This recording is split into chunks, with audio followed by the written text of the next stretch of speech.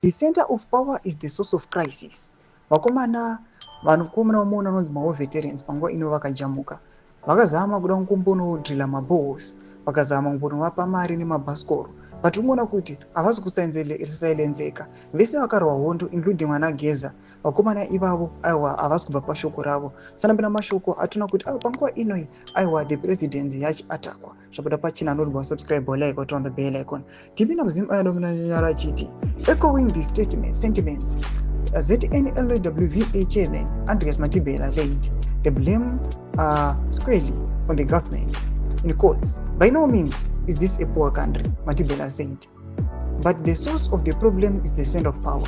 Matibela lamented the entrenchment of corruption, nepotism, and the emergence of dynamic politics, accusing leaders of amassing wealth at the expense of ordinary citizens. He revealed that various veterans groups had written to the Joint Operations Command (JOC) demanding accountability and respect for citizens' right to peaceful protest.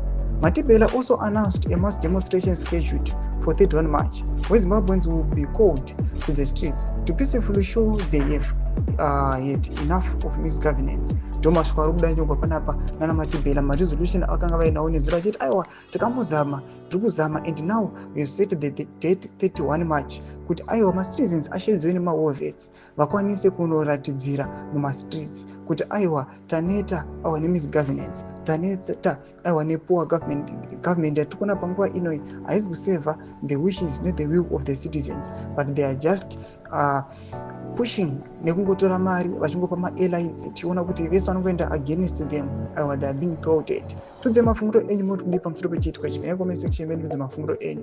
So subscribe or like, so on the bell icon.